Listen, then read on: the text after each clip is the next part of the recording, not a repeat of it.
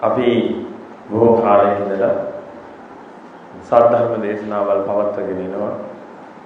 මේ මනුස්ස වර්ගය එහෙමත් නැත්නම් මේ නිවන් දකින්න පුළුවන් හැකියාව තියෙන ඒ පිරිස් නිවන් දැකීම වශයෙන්.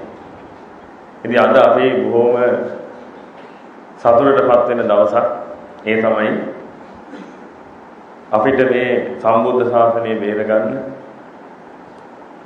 රට ජාතිය බේරගන්න මහා කැපකිරීමක් කරපු මහා උත්තම පිරිසකට සද්ධර්මයේ කතා කරලා ඒ අයට මේ නිවන් මඟ පසක් කරලා දෙන වැඩ පිළිවෙලට දායක වෙන ලැබීම ගැන අපි නිරන්තරයෙන්ම පින්වතුනි ඔබ සියලු දෙනාම සිහිපත් කරනවා. හැම ධර්ම දේශනාවක් අවසන් වෙනකොටම ඒ තමන්ගේ ජීවිත පරිත්‍යාගයෙන් මේ රට ජාතිය ආගම බේරගත් මේ මහා උත්තමයන්ට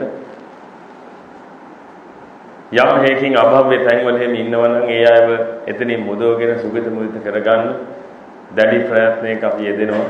මොකද ආර්යෝ කියන පිරිස පින්වතුනි කළගුණ දරකන්න බොහෝම දන්න පිරිසක්. ඉතින් අපිට කළගුණයක් තියෙනවා. ඔබ විශාල වශයෙන් පින්වතුනි මේ කළගුණයට සම්බන්ධ වෙලා දැන් අපි ඒකේ අනික් පැත්ත ඔබට දෙන්න ඔබව සෝතාපන්න ඵලයට ඊටවන්න කටයුතු කරන වැඩ පිළිවෙලක තමයි යෙදෙන්නේ. නිවන් දකින්න මහ උත්තමයන්ට ආරාම විහාර අපි කරවලා ඒ අයට නිවන් දැකීම උදෙසා ප්‍රත්‍ය පහසුකම් සපයලා දෙන වැඩ පිළිවෙලක අපි ඉන්නවා. මම ඔබටත් කියන්නේ පින්වතුනි යම් මොහොතක ඔබ මේ සද්ධර්මය අවබෝධ වෙච්ච වෙලාවෙන් පටන් ඔබට ඒ මාර්ගයේ ප්‍රගුණ කරගෙන යාමට අවස්ථාවක් ආව ගමන් ඔබට ඕනේ වෙලාවක පුළුවන් ඒ අපි හදලා තියෙන ඒ ආරාම සංකීර්ණයට ඇවිදින්න සතිය හෝ දෙක හෝ ඇවිදින්න ඉඳගෙන තමන්ගේ මාර්ගයේ ප්‍රගුණ කරගන්න ඒ වැඩ පිළිවෙල කරන්න. මොකද පින්වතුනි අපි හැම දෙනාම දන්න කරුණක් තියෙනවා. කුමක් උදෙසා හෝ පාපයන්ට සම්බන්ධ යමක් කළොත් එහෙම ඒවට විපාකිකුත් තියෙනවා. හැබැයි තථාගතයන් වහන්සේ ලෝකෙ බිහි වුණේ පින්වතුනි උතනින් අපි මුදව ගන්න. එතනින් මිදෙන්න තියෙන එකම ක්‍රමය තමයි පින්වතුනි සෝතාපන්න ඵලය කියන්නේ. ඉතින් මේ සෝතාපන්න ඵලය දේශනා කරන්න තමයි අද අපි සූදානම් වෙන්නේ. ඔබ මනාකොට සද්ධර්මය අවබෝධ කරගත්තොත් පින්වතුනි ඔබගේ ජීවිත මහා සුවදායක තත්යකට හැරෙයි.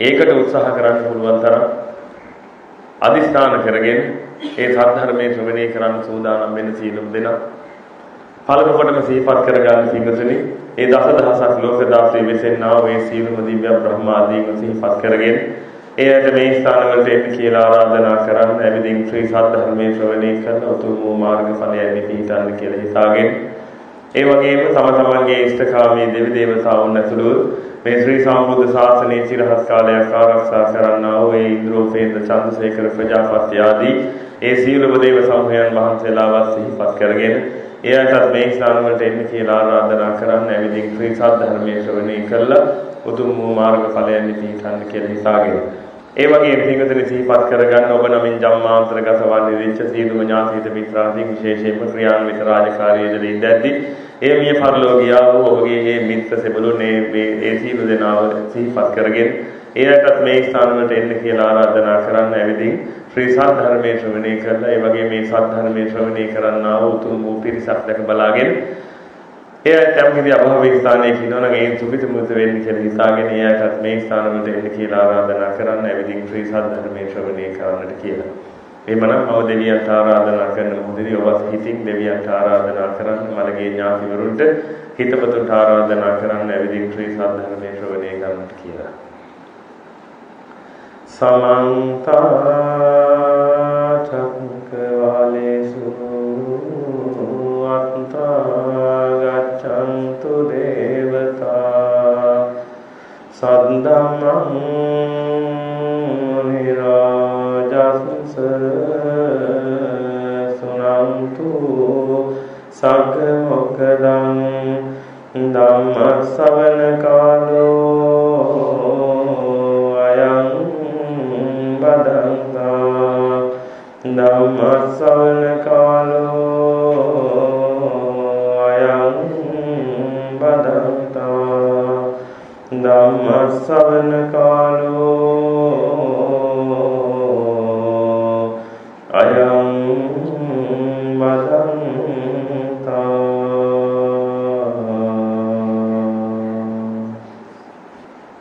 හොඳයි පිටුතුනි. සියලු දෙනා මොහොතක් අධිෂ්ඨාන කරන්න.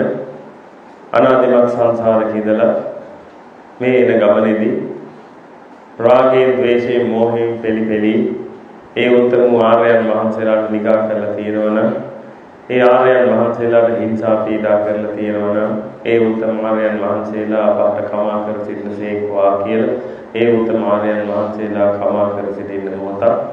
ඒ වගේම අධිෂ්ඨාන කරන්න පිටුතුනි මේ සාධර්ම දේශනාව අවසන් වෙනට කලින් ඒ දහසක් ණයින් ප්‍රතිමන්විත වූ උත්තරීතර සෝතාපන්න ඵලයේ හිතනවා කියලා දැඩි ලෙස අධිෂ්ඨාන කරගෙන සාධර්මයේ ශ්‍රවණය කරන සෝදානම් වෙන සියලුම දෙනා.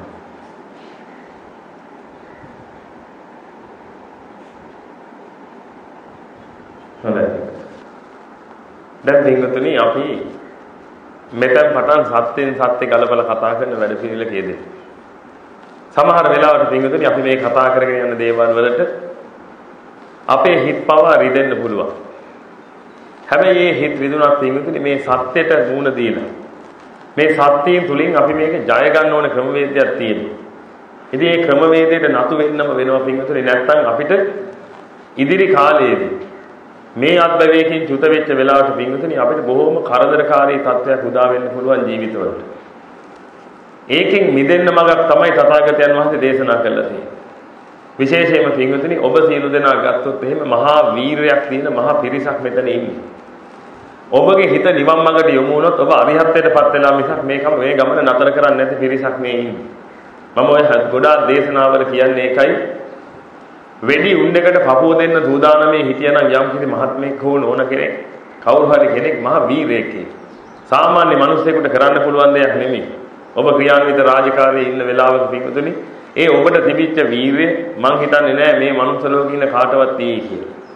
එවනම් ඒසා මහා වීරයෙකින් කටයුතු කරපු ඔබට ඔය මානසික මට්ටම මේ නිවන් මාර්ගට යොමු කරගත්තොත් ඒ කාන්තේම පිටුතුනි ඔබට මේ අරිහත්ත්වයම සාක්ෂාත් කරගන්න පුළුවන් හේතු වාසනාව හැදිලා එනවා. මොකද මේ සද්ධර්මයේ තියෙනවා පිටුතුනි අද මේ ලෝකයේ අඩු දේ තමයි වීරිය තියෙන මිනිස්සු නැතිකම. ඉතින් මම තරයේම විශ්වාස කරන දෙයක් තමයි පිටුතුනි ඔබට ඒ වීරිය මනාකොට තියෙන පිරිසක් ඔබ. ඒ වීරිය නැත්තම් පිටුතුනි ඔය කියපු හරිය ඔබට කරන්න බෑ. ඔබ රටක් රාජ්‍යයක් වේරලා ඕනෑම ආගමක් මේ ලෝකේ පවත්වාගෙන යන්න පුළුවන් ආකාරයට සැලසුම් සකස් කරලා දීපු පිරිසක්. ඉතින් ඒක නිසා පිටුතුනි මේ සද්ධර්මයේ ශ්‍රවණය කරන්න මේ න්‍යාය ධර්මයේ මොකක්ද කියලා අඳුන ගන්න තථාගතයන් වහන්සේ ලෝකෙට දෙන්න උත්සාහ කරනවා. විශේෂයෙන්ම ඔබ වගේ තරුණ පිරිස් වලට තමයි උන්වහන්සේ මේ සද්ධර්මයේ දේශනා කළේ. එහෙනම් මේ සද්ධර්ම න්‍යාය ධර්මයේ හරියට අඳුනගත්තා නම් පින්වතුනි එතනින් එහාට ඔබට ධාන මාර්ගඵල උපදවාගෙන ධාන ශක්තියක් තුළින් Taman ඉදිරි ජීවිත ගත කරන්න පවා හැකියාව ලැබිලා එනවා. ඉදිරියේදී අරහතුන් වහන්සේලා ලෝකෙට බිහි වෙන වැඩ පිළිවෙලක් සකස් වෙමින් පවතිනවා පින්වතුනි. ඒ අතර ඔබත් එහෙම කෙනෙක් වෙන්න පුළුවන්. ඔබ කොහොම හරි උත්සාහ කරන්න පින්වතුනි මේ සද්ධර්මය අවබෝධ කරගෙන කොහොම හරි මෙතනින් මිදෙලා යන්න. ඔබට ආයි මම අමුතුවෙන් කියන්න දෙයක් නැහැ පින්වතුනි මේ ජීවිතයේ තියෙන අසාර වූ ස්වභාවය. ඉතින් ඒ පිළිබඳව අපි කතා කරගෙන යන්න. ජීවිතයේ අසාර ස්වභාවය දකින්න කියන එක පින්වතුනි හීන දීන ක්‍රියාවලියක් නෙමෙයි. මේ ජීවිතයේ අසාරත්වයේ දකින්න ජීවිතේ ඕනේ නැහැ කියලා සියද විනාශා ගන්න නෙමෙයි. ජීවිතයේ අසාරත්වයේ දකින්න පින්වතුනි මේ මහා රෞද්‍ර වෙච්ච භව ගමනක් තියෙනවා. සංසාරයේ කියලා වැටිච්ච මහා භව ගමනක් තියෙනවා පිටුතුනි අනාතෙන් අනාතයට වැහෙන මහා අනාතත්වයක් උදා කරගෙන අපි යන්නේ. මෙන්න මේක හරියාකාරව තේරුම් ගත්තොත් ඒ තේරීම තුළ පිටුතුනි අපිට මේක ගොඩ දා ගන්න පුළුවන්. එහෙම නැත්නම් වෙන්නේ අපි මේ සංසාරේ ගිහිල්ලා පිටුතුනි ඔయితත් වඩා මහා දරුණු දුක්ඛ කන්දයන්ට මුහුණ දීලා මහා විනාශයකටපත් වෙන එක. ඉතින් ඒක නිසා පුළුවන් තරම් උත්සාහ කරන්න තථාගතයන් වහන්සේ ලෝකෙට දේශනා කරන්න උත්සාහ කරමු මේ ධර්මස්කන්ධය අවබෝධ කරගන්න. අපි එකින් එක කරුණු කතා කරගෙන යන ඔබට වැටහෙන්න පටන් ගනී මේ සීල දෙක. මම එක කාරණාවක් දන්නවා ඔබ ඉන්නේ ටිකක් අපහසුයෙන් බව. අපහසුයෙන් හරි ඉඳගෙන පින්විතනේ මේ හත්ධර්ම කාණ්ඩය අහගන්න පුළුවන් වුණොත් මෙතනින් එහාට ඔබට මහඟු සේවයක් වෙයි ඔබට මේ භව ගමන කෙලවර කරගන්න. පළමුවෙන්ම සිහිපත් කරගෙන බලමු පින්වතුනි මේ අනාදිමත් සංසාරේ හිඳලෙන භව ගමනේදී අනන්ත අප්‍රමාණ මහා පාප කර්ම කන්දායක් කරලා ඉවර වෙලා අපි මේ ලෝකෙට දී වෙලා ඉන්නවා. ඔය පාප කර්මයන් කරගෙන එන ගමනේදී එහෙම මෙහෙම පුණ්‍ය කර්මනුත් කරගෙන දැන් අපිට අද මනුස්සත් බව ලැබිලා අපි ওই මනුස්සත් බව පරිහරණය කරගෙන ඉන්නවා. ඒ පරිහරණය කරගෙන ඉන්න ගමනේදී පින්වතුනි මේ ලෝකේ ජීවත් වෙන්න ගිහිල්ලා අපි අතින් තවත් අනන්ත අප්‍රමාණ පාප කර්ම සමුදායක් සිද්ධ වෙන්නේ. දැන් එහෙනම් මේ පාප කර්මයන් කරගෙන යන ගමනේදී පින්වතුනි මේ දේවල් පරිසම් දෙන්න ගත්තට පස්සේ ලේසියෙන් ආයි මනුස්සත් බවක් පවා ලැබෙන්න තියෙන ඉඩකඩ හරි අඩුයි. තථාගතයන් වහන්සේ දේශනා කළ තියෙන විදිහට නම් පිටුතුනි සාමාන්‍යයෙන් මේ මනුස්සත් භවයක ඉපදිච්ච කෙනෙක් නැවත මනුස්සත් භවයක් ලැබෙනවා කියන එක නම් ලෙහිදී පහසුවෙන් වෙන දෙයක් නෙමෙයි. මොකද හේතුව මේ මනුස්සත් භවයක් ලැබිච්ච දවසේ ඉඳලා අපි කරගන්න පුළුවන් තරම් පවුත. ඒ පාප කර්ම කරලා පිටුතුනි ඒ වෑයෙන් දැන් මේ ඒව විපාක දෙන්න එනකොට බොහෝම දරුණු ලෙස විපාක හම්බ වෙනවා ඒවට. හැබැයි තථාගතයන් වහන්සේ නමක් ලෝකෙට පහළ වෙන්නේ පිටුතුනි එක කරුණක් උදෙසා. ඒ තමයි මේ පව් කරපු මහ පිරිසක් ඉන්නවනේ. සතර අපායට යොමු වෙච්ච මහ පිරිසක් ඉන්නවනම් පින්විතනි තථාගතයන් වහන්සේ ධර්මයේ දේශනා කරද්දී ඒ සෝතාපන්න ඵලයේ පිහිටන්න පුළුවන් නම් සෝතාපන්න ඵලයේ ලැබපු කෙනෙක් කවදාකවත් සතර අපායට යන්නේ නැහැ. එහෙනම් පව් කන්දක් කරගෙන හිටපු අඟුලිමාල වගේ පිරිසට නිවන් දකින්න පුළුවන්කම ලැබුණා නම් අරිහත්ත්වේ සාක්ෂාත් කරගන්න පුළුවන්කම ලැබුණා නම් පින්විතනි අපි ඔබ වගේ පිරිස් ඒ තරම් පාප කර්ම කරගෙන නැහැ මේ ජීවිතේ. එහෙනම් අපිට තියෙන්න ඕනේ අදිස්ථානයක් වීරියක් මේ භව ගමන කෙලවර කර ගන්නවා කියලා. මෙන්න මේ අදිස්ථානයේ යුක්තව තමයි පිටුතුනි මෙතනින් එහාට අපි මේ කටයුතු ටික කරගෙන යන්නේ. හොඳ ආකාරවම අවබෝධ කරගමු මේ ජීවිතය කියන්නේ මොකද්ද කියලා. මේ මනුස්සත්වයක් ලැබිලා අපි මේ කරගෙන යන්න ආපු වැඩපිළිවෙල මොකද්ද? තථාගතයන් වහන්සේ නමක් මේ ලෝකෙට දී වෙලා දෙන්න උත්සාහ කළේ මොකද්ද කියලා. නිගණ්ඨනාථ පුත්ත කියනවා. ඔබ අහලාද නිගණ්ඨනාථ පුත්ත කියන ශාස්ත්‍රවරයා ගැන බුදුහන්වගේ කාලේ හිටපු නිගණ්ඨනාථ පුත්ත කියනවා යමෙක් පව් කළා නම් ඒ පව් ඒකාන්තයෙන්ම විඳින්න ඕනේ. ඒ පව් වලට අදාළ විපාක විඳලා විතරයි ඒකෙන් ගැලවෙන්න පුළුවන් කියලා. ඒ වෙලාවේ තථාගතයන් වහන්සේ කියනවා නෑ මම එහෙම කියන්නේ නෑ. ඒක නෙමෙයි ලෝකේ තියෙන ධර්මතාවය. කවුරු වුණත් මොනතරම් පව් කළා ඒ කෙනා සෝතාපන්න ඵලයටපත් වුණොත් එදයින් පස්සේ සතර අපායට යන්න හේතු සාධක වුණා වූ යම්කිසි පාප කර්මයක විපාක තියෙනවා නම් ඒ සියල්ල අහෝසි වෙනවා කියන්නේ. එහෙනම් පින්වතුනි මේ සෝතාපන්න ඵලයේ තමයි අපිට තියෙන ලොකුම ගැලුම. කොච්චර පින් කළත් පින්වතුනි සෝතාපන්න ඵලයටපත් වෙන්න බෑ. ඒවට උපනිශ්‍රයක් සැලසෙනවා විතරයි. එහෙනම් සද්ධර්මයේ තුලින් මේ දේ අවබෝධ කරගෙන ඊට අදාළ මානසික මට්ටම ගොඩනගා ගත්තට පස්සේ තමයි පින්වතුනි අපිට පුළුවන්කම හම්බ වෙන්නේ මෙතනින් අත විදලා යන්න.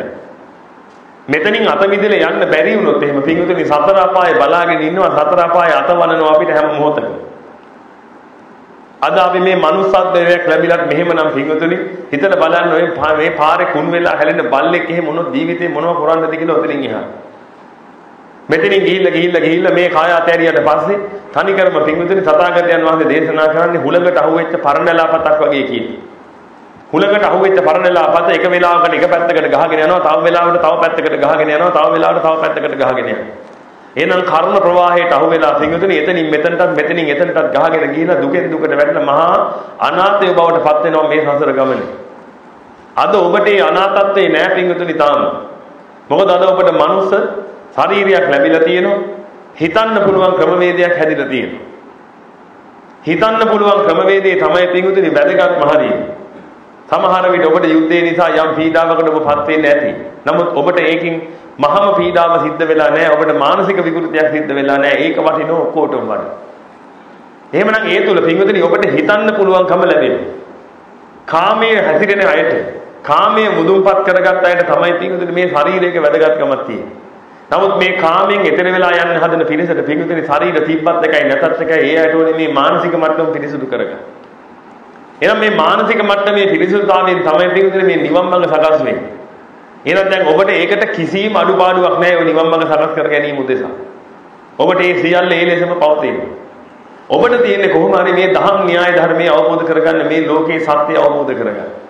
එහෙමනම් පින්වතුනි මේ ලෝකෙට ඕපපාතික සත්ත්ව කොටස් බිහි වෙනවා. ඒ ඕපපාතික සත්ත්ව කොටස් අපායේ දිව්‍ය ලෝක වශයෙන් වෙන් වෙලා අපායේ සත්ත්වයෝ ඉන්නවා. ඒ අය මහා දුකින් දුකටපත් වෙලා දුක් විඳින පිරිස. දිව්‍ය ලෝක සත්ත්වයෝ ඉන්නවා පින්වතුනි සැපෙන් සැපටපත් වෙලා යම් සැපයක් විඳින පිරිස. නමුත් මේ දිව්‍ය ලෝකයේ තියෙන මහා දුක්ඛ කන්දයක් ගැන තථාගතයන් වහන්සේ දේශනා කළා තියෙනවා. අපි මේ දේවල් කතා කරගෙන යනවා. ඔබට යම් මොහොතක හැකියාවක් ලැබුණොත් පින්වතුනි මේ ලෝකයේ පිළිබඳ අනිත්‍ය දුක් අනාත්ම වශයෙන් මේ ලෝකේ දකින්න. මේ ලෝකෙට තියෙන ඇල්මක් තියෙනවා නම් ඔන්න ඔය ලෝකෙට තියෙන ඇල්මෙන් මිදිලා යන්නේ ක්‍රමවේදයක් සකස් වුණා නම් අන්න එදාට ඔබ දිනු. ඔය මොනවා තිබ්බත් වැඩක් නැහැ පින්වතුනි අපි දකිනවා මේ මහා සල්ලිකාරයෝ ධන කුවේරයෝ ඉන්නෝ මහා සල්ලිය තියාගෙන යාන වාහන ඔක්කොම තියාගෙන තට්ටු පහේ 6 ගෙවල් 10 15 තියාගෙන ඉන්න පිරිස් මැරිලා ගිහිල්ලා කෙලින්ම අසුචි ගන්න මල පෙරේතයෝ වෙන්නේ. මේ සමාධි මට්ටම් වලට අපිට පේන දේවල් තියෙනවා පිටුතුනි මහා දරුණුයි මේ මෙතනින් එහාට තියෙන බව ගමන. අපි හිතන් ඉන්නේ නම් මහා උජාරුවට අපි මෙහෙමයි අපි මුදුන කියලා හිතාගෙන යන වැඩ පිළිවෙලක් තුලදී අන්තිමට මෙන්න පිටුතුනි මෙතනින් එහාට කෙලින්ම අසුචි කරන අමු පෙරේතය වෙලා තමයි උපදින්නේ. පිළිකා රෝහලේ දේශනාව කරන වෙලාවේදී සමාධියට නැගිලා එනවා පිටුතුනි. අර පිළිකා තුවාල වලට කට තියලා සාස් ගාලා අදින වර හැරෝසාරේ. මේ මලකුණු පෙරේතය එතනම මැරිලා ඇවිල්ලා එතනම ඉපදිලා ඉන්නේ. මේක ලෙහෙදි පහසු දෙයක් නෙමෙයි. ඔබට යම් දවසක සමාධි මට්ටමක් ගොඩ නැගුණොත් ඔබටම තේයි පිංගුතුනි මේ සසරේ නම් එක බින්දු මාත්‍රයක්වත් යා යුතු නැති බව. ඒ වුණාට අපිට මේක තේරෙන්නේ නැහැ තරුණ ජවයේ තියෙන වෙලාවේ තරුණ ජවයෙන් අපි මත් වෙනවා. නිරෝගීකම තියෙන වෙලාවේ නිරෝගීකමින් මත් වෙනවා. ජීවිතයේ තියෙන වෙලාවේ ජීවන මදයෙන් මත් වෙනවා. බලයේ තියෙන වෙලාවේ බලයෙන් මත් වෙනවා. ධනෙයේ තියෙන වෙලාවේ ධනෙයෙන් මත් වෙනවා. ඔය ටිකෙන් මත් වෙලා ඉන්න කල් පිංගුතුනි මේ කියන කතාව හොඳ ආකාරවම තේරෙන්නේ නැහැ. හැබැයි මෙතනින් නිදහස් වෙච්ච ගමන අර හිසේ තියන් හිටව බර බිමින් තිබ්බා වගේ පිටුතේ කෙලින්ම නරකාදී තමයි ඉහළ උපත්ති ළමයි. අපි දන්න සමහර මුදලාල්ලා ඉන්නවා පිටුතේ ඒ වගේම සමහර රාජ්‍ය ආයතන වල හිටපු මහා ලොකු නිලධාරීන් ඉන්නවද මැරිලා ඇවිල්ලා ගෙවල් අසට වෙලා ඉන්නේ. කන්න දෙයක් හම්බ වෙන්නේ නැහැ කාලාන්තරයකින් කාලා නැහැ.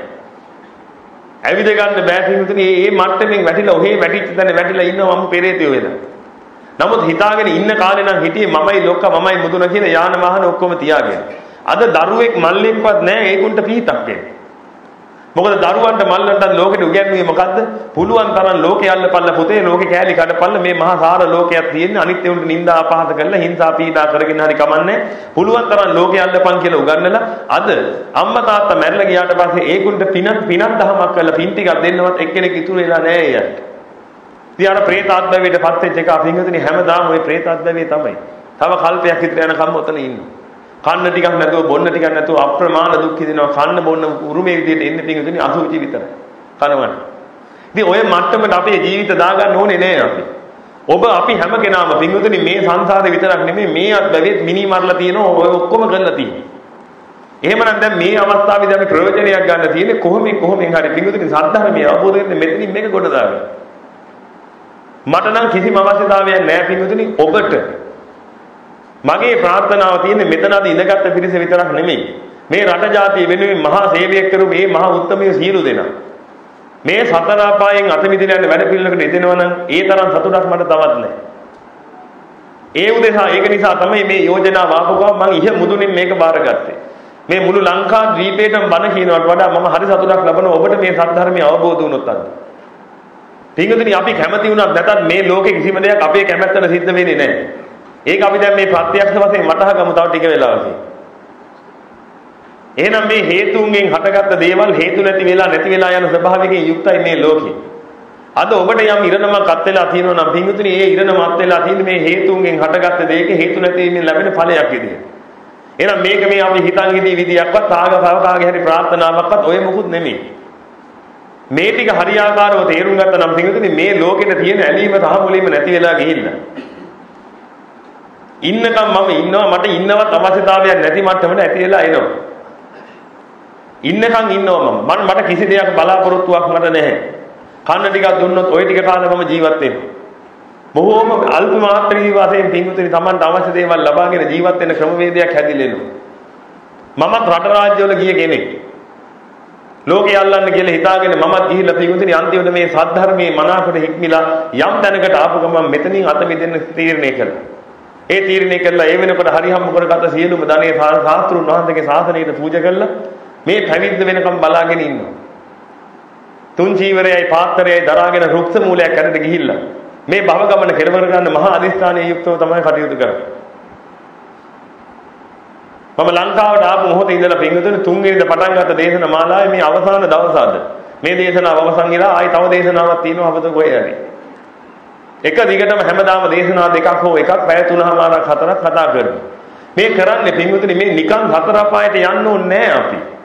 අන්න ඒක තමයි ඔබට මේ පෙන්වුම් කරලා දෙන්නේ. මොකද සමාධි ක්‍රමවේද වලට පේනවා උඩ පැන පැන හිටපොය කොහෙද ගිහිල්ලා උපදින්නේ කියලා. අධික මානෙන් ඉන්න අය ගිහිල්ලා කොහෙද උපදින්නේ කියලා.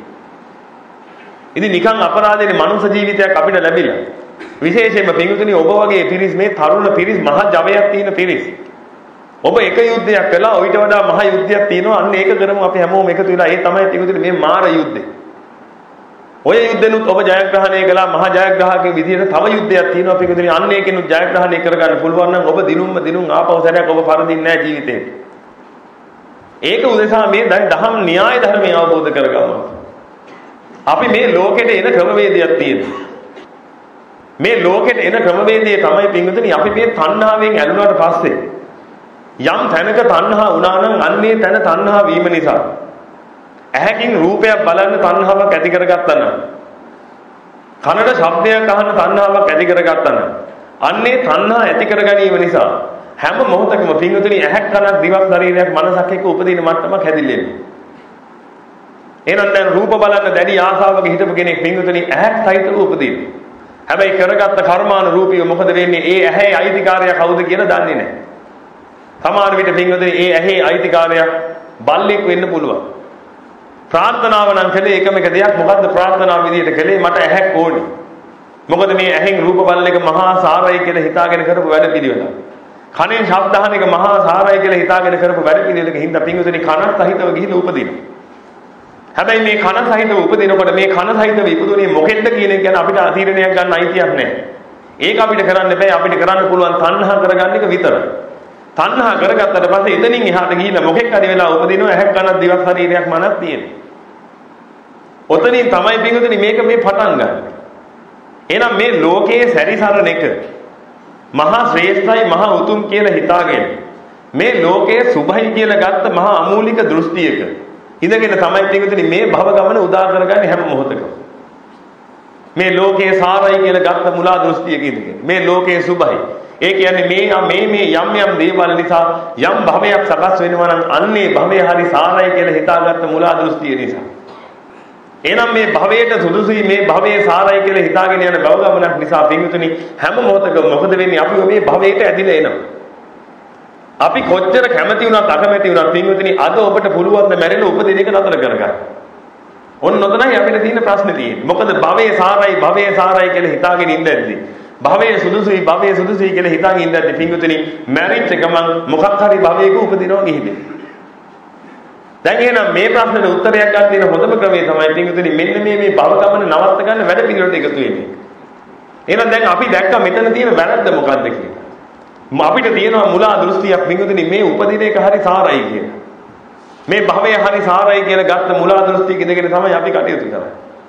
ඔය දෘෂ්ටියට එන්න හේතුවක් තියෙනවා. ඔය දෘෂ්ටියට එන්න තියෙන එකම හේතුව තමයි පින්විතනි මේ ලෝකය හරි සාරයි කියලා ගත්ත මුලා දෘෂ්ටිය. ලෝකයේ සාරයි කියලා ගත්ත ගමන් පින්විතනි ලෝකයේ තියෙන අනිත් දේවල් එක්ක මේ සසරේ සැරිසරන දැඩි කැමැත්තක් හටගන්නවා. පුතා හරි සාරයි කියලා වැටහිච්ච අම්මා කෙනෙක් ප්‍රාර්ථනා කරනවා උපදින භවයක් ගන්න ඔබ මගේ පුතාම වෙලා උපදින්න ඕන. අර බලන්න අර පුතා කියන කෙනාට සාරත්වයෙන් බැඳුනට පස්සේ අන්නේ සාරත්වය නිසා මේ අම්මා මොකද කරන්නේ? භවයට යන්න බය නැතිකමක් හදාගන්න. අර මහා ගෝරතර සංසාරයට ඇතුල් වෙන්න උත්සාහ කරනවා අර පුතා නිසා. ඔන්නෝම දෘෂ්ටිගත වීමක් තියෙන්නේ. මොකක් හරි මේ ලෝකෙ දෙයකට බැඳිච්ච ගමන් පින්විතේ අන්නේ බැඳිච්ච දේ නිසා මේ ලෝකේ සැරිසරන්න උත්සාහ කරනවා. ඔය තැන තියෙන කල යමෙක් චුත වුණා නම් පින්විතනි ඒ චුති චිත්තයට ප්‍රතිසන්ද චිත්තයක් එකතු වෙනවාම තමයි. අරිහත්වෙන් කෙලවර වෙන්නේ නැහැ ඒක. හැම මොහොතකම සිද්ධ වෙන්නේ ඔන්නෝ වගේ මේ වස්තුන්ට බැඳිලා ඒ වස්තුන් නිසා මේ භවයේ සැරිසරන්න දැඩි කැමැත්තක දැඩි ආයාසයක පසු වෙනවා. දුවෙකුට බැඳෙන්න පුළුවන්, පුතෙකුට බැඳෙන්න පුළුවන්, යාන වාහනයකට බැඳෙන්න පුළුවන්. සමහරව ඉන්නවා පින්විතනි ගේ දොර ඉඩ කඩන් වලට බැඳිච්ච පිරිස්. ගේ දොර ඉඩ කඩන් හරි සාරයි කියලා හිතාගෙන මට මේ ගේ දොර හැමදාම තියෙනවා නම් හොඳයි කියලා හිතාගත්ත පිරිසක් ඉන්නවා.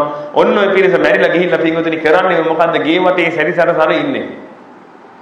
එහෙනම් ගේ වටේ වලයාකාරව සැරිසරන එකාට කියනවා පින්විතනි ගේ වලයා හෙවත් ගෙවලයා කියලා.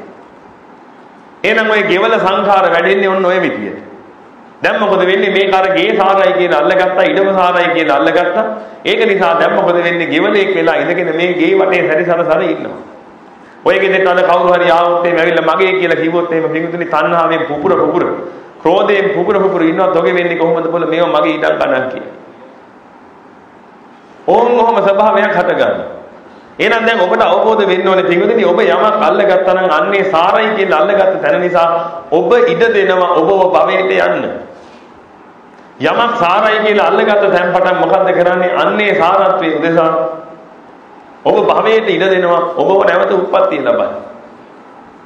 එහෙනම් යමක් සාරයි කියලා අල්ලගත්තා කියලා කියන්නේ පිටුතුනි මහා විනාශයක්.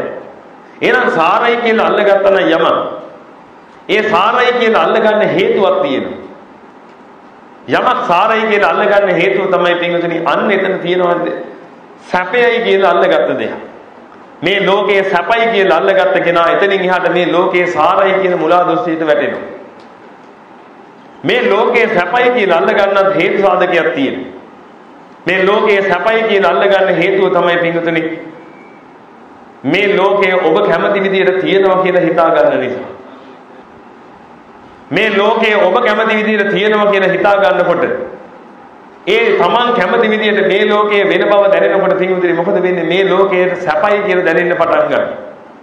මේ ලෝකයේ සැපයි කියලා දැනෙන්න පටන් ගන්නකොට මේ ලෝකයේ හරි සාරයි කියලා වැටහෙන්න පටන් ගන්නවා. මේ ලෝකයේ සාරයි කියලා වැටහෙන්න පටන් ගන්නකොට පිටුතුනි මේ භව ගමන හරි සාරයි කියලා මේ භවයට ගිහිල්ලා වැටෙනවා. මෙන්න මේකයි පිටුතුනි අපි මේ භවයේ හැරිසරන්න ප්‍රධාන හේතුව. එහෙනම් ලෝකයේ මගේ වශයෙන් පවතිනවා කියලා ගත්ත මුලා දෘෂ්ටියක් නිසා මගේ වශයෙන් පවතින හැම මොහොතකම සාරයි මේ සැපයයි කියලා දැනෙන නිසා යමක් සැපයි නම් ඒ සැප වෙන හැම මොහොතකම පිටුතුනි මහා සාරයක් තියෙනවා කියලා වැටහිලා ඒ සාරය නිසා මේ භව ගමන සුදුසුයි කියලා භවයට එකතු වෙනවා.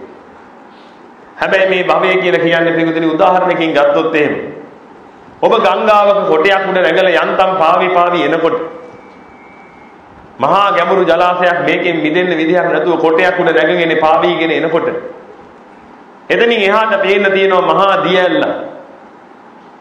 මේ දිය ඇල්ලෙන් වැටෙන්න යන මොහොතක් තමයි පිටුතුනි මේ භවයක් සකස් වෙනවා කියලා කියන්නේ. මේ ඉපදිනා තියෙන භවයෙන් මැරෙන මොහොතේදී එතනින් එහාට මොකක් වෙයිද කියලා ගැන හිතා ගන්න බෑ. මේ ඇල්ලෙන් පල්ලෙහාට වෙන ගහක් උඩට වැටේද ගණක් උඩට වැටේද? කිඹුලු ඉන්න තැනකට වැටේද? මහා මිනි මරණ මේ මෝරු වගේ ආදි වශයෙන් ඉන්න තැනකට වැටේද?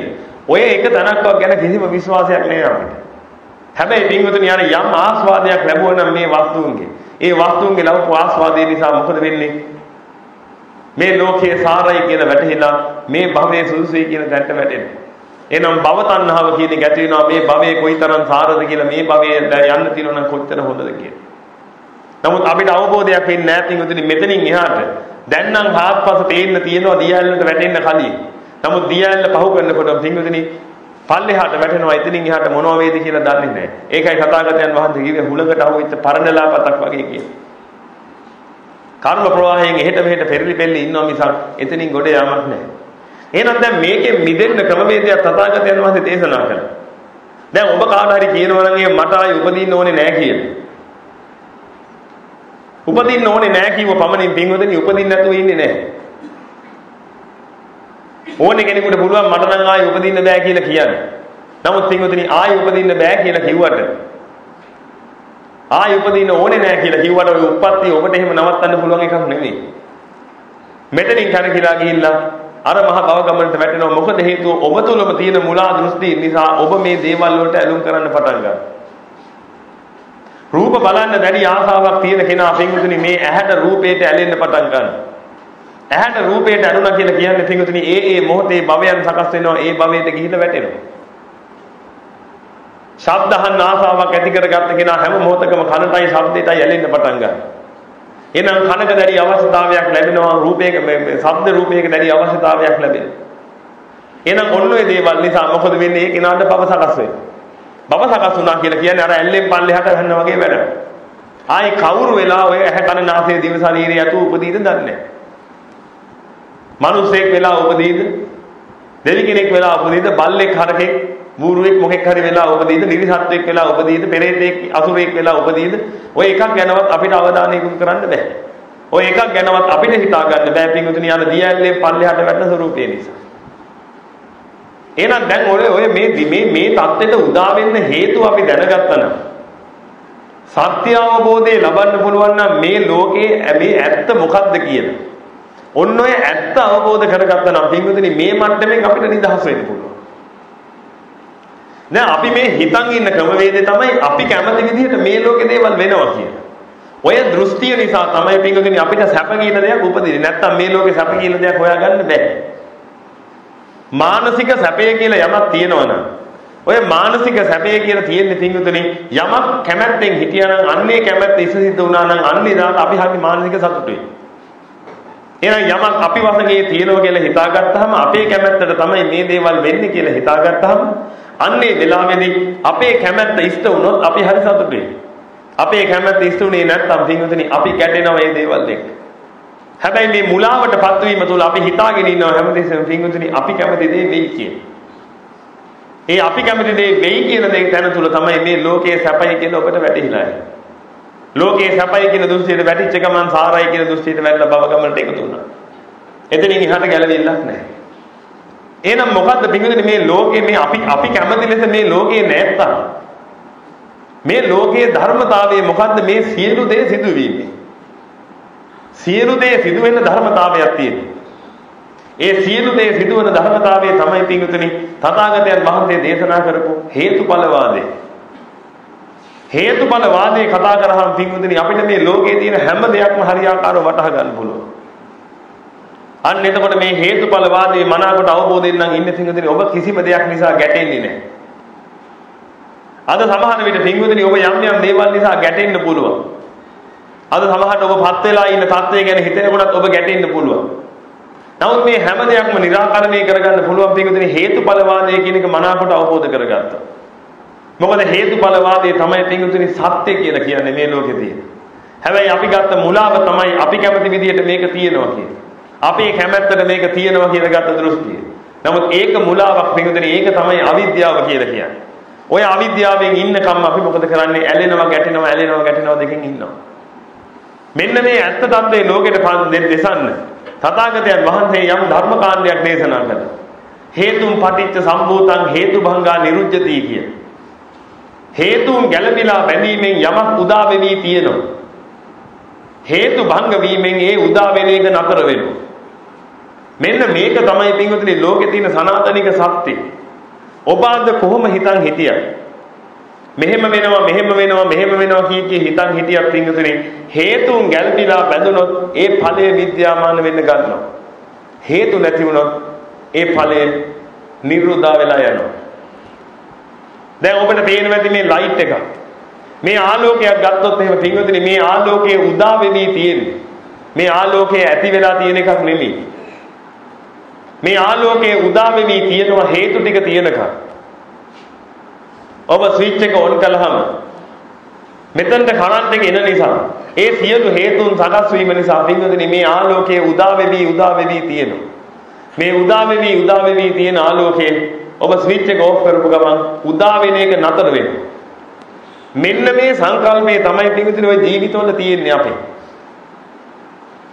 මේ ශරීරයක් පවත්වාගෙන යන්න අවශ්‍ය සියලු සාධක අපි ඇතුළට ගන්න නිසා සංඛාර කර කර ආයුෂයේ අදිනවා. හුස්ම ටික අදිනවා. වතුර දෙනවා, කන්න දෙනවා, නාවල කවල පොල තියාගන්න. මේ ඔක්කොම කරගන්න නිසා පින්වතුනි මොකද වෙන්නේ? ජීවිතයක් කියන එක විද්‍යාමාන වෙවි තියෙනවා.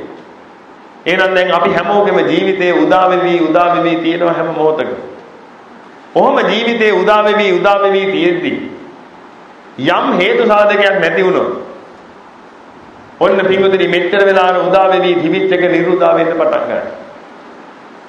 එහෙනම් උදා වෙවි දිවිච් එක නිරුද්ධ වුණා කොහෙටද ගියේ කියලා කියන්න පුළුවන් ස්වභාවයක නෙමෙයි ඒක තියෙන්නේ.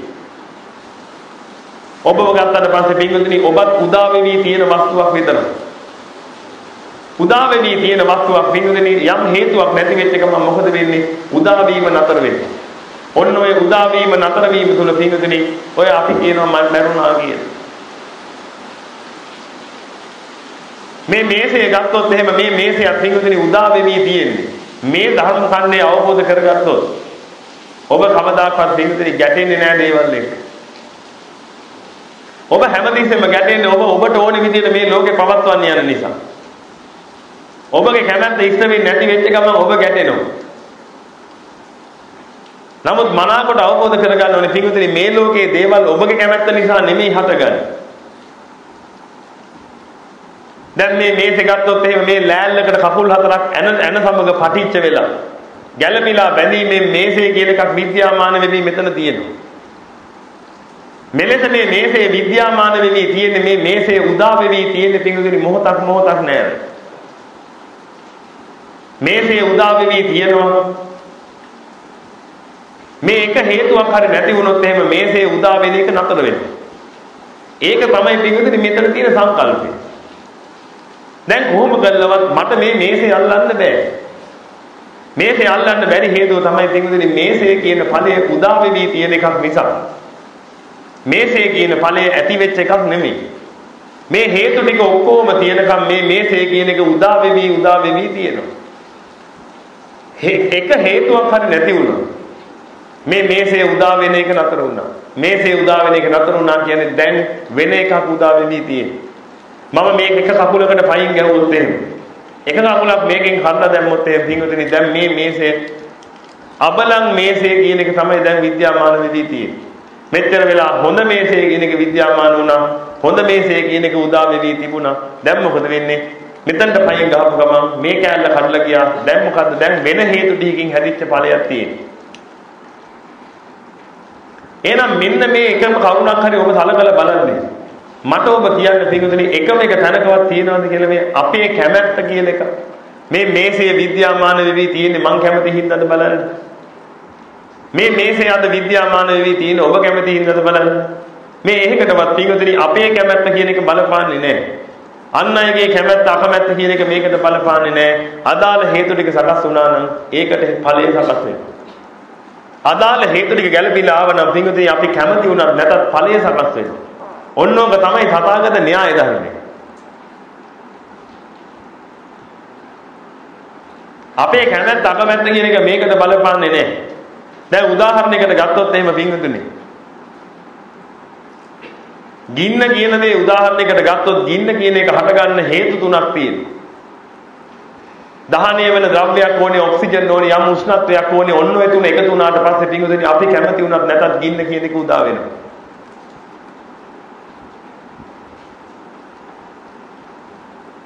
ඒකට අපේ කැමැත්ත අකමැත්ත කියන එක බලපාන්නේ නැහැ. හැබැයි අපි හිතාගෙන හිටියොත් මේ ලෝකේ දේවල් අපේ කැමැත්තටයි වෙන්නේ කියලා. අර හේතුන් ගැළපීලා බැඳෙන වෙලාවෙ ගින්න උදා වෙද්දී අපි හිතනවා මේ අපි කැමති වෙච්ච හින්දා තමයි මේක උනේ කියලා. එහෙමනම් අද මොනම දෙයක් හරි ගත්තොත් ඔබ හොඳ ආකාරව වටහා ගන්න පිටුතුනේ ඔබගේ යාළුවෙක් ඇවිල්ලා ඔබට දෝෂාරෝපණයක් නගනවා මොකක් හරි. ඉහළ නිලධාරියෙක් ඇවිදින්න ඔබට මොකක් හරි දෝෂාරෝපණයක් නගනවා. ඔය නගන වෙලාවේදී පින්වතුනි ඔබ ඒකත් එක්ක ගැටෙන්න තියෙන ප්‍රධානම හේතුව තමයි ඔබ හිතන් ඉන්නවා ඔබ හිතන ඉන්න විදිහට මේ හැමදේම වෙයි කියලා. ඔබගේ කැමැත්තට තමයි මේ ලෝකේ දේවල් වෙන්නේ කියලා. ඒක නිසා ඔබ හැමදෙස්සෙම බලාපොරොත්තුෙන් ඉන්නවා ඔබට කැමති විදිහට මේ ලෝකේ වෙනකම්. එතකොට කවුරුත් කැමති නැහැ බැනුම් අහන්න. එහෙනම් තමන්ගේ කැමැත්තේ තියෙන එකක් නෙමෙයි බැනුම් අහනවා කියන දේ. එතකොට ඉහළ නිලධාරියෙක් හෝ අම්මා හෝ තාත්තා හෝ ඇවිදලා තමන්ට දෝෂයක් නැගුවොත් අන්නේ වෙලාවට ඔබගේ හිත ගැටෙනවා. නමුත් අවබෝධයට ගන්න තියෙන පිටුතුනි හේතුන් පටිච්ච සම්භූතං හේතුභංගා නිරුද්ධති. යම් කිසි හේතුන් රසක් එකතු වීමෙන් හැදෙන ඵලයක් නිසා මේව ඔබ කැමති විදිහට පවත්වන්න පුළුවන් දෙයක් මේ ලෝකේ නෑ. හැම මොහොතකම ඔච්චර තමයි තියෙන්නේ. විවිධාකාර උදාහරණ අරගෙන බලන්න පිටුතුනි. වැසිකිළියට යන්න ගියත් ඒ වැසිකිළියේ ඒ කටයුත්ත කරගන්න නම් පින්වතුනි ඒකාන්තයෙන් ඒකට අදාළ හේතු ටික තියෙන්න ඕන.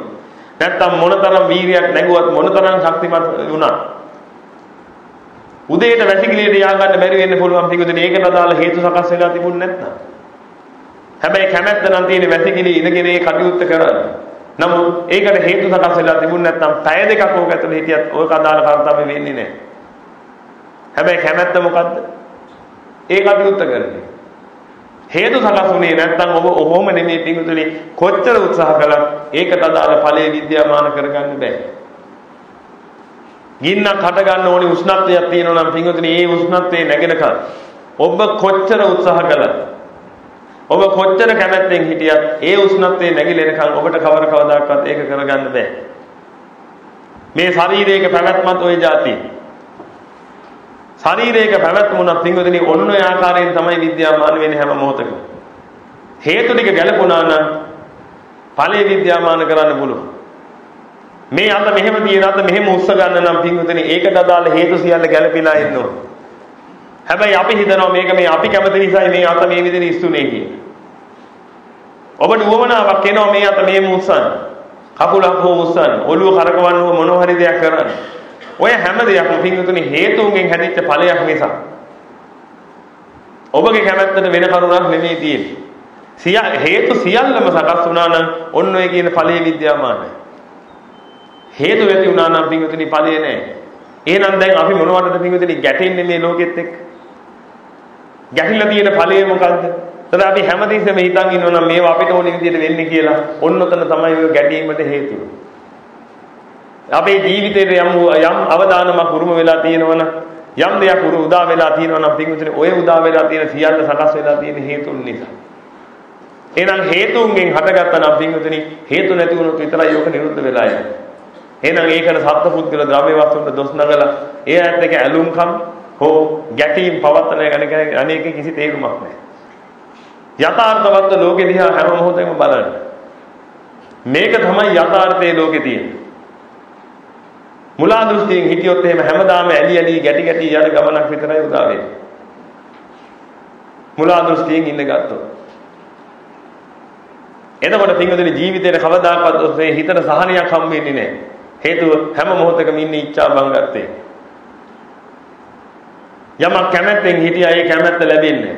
හැබැයි මේ කැමැත්ත ලැබෙන්නේ නැති දුක හටගන්න හේතුව තමයි පින්වතුනි කැමැත්තෙන් හිටපු එක. ඒකට හේතුව තමයි අර මුලා දෘෂ්ටිය. මම යමකට කැමති වුණා නම් ඒ දේ ඒ විදිහටම වෙයි කියලා ගත්ත දෘෂ්ටිය නිසා. තථාගතයන් වහන්සේ අනිත්‍ය දුක්ඛ අනාත්ම වශයෙන් ඔය පනවලා තියෙන්නේ ඔන්න ඔය කරුණ.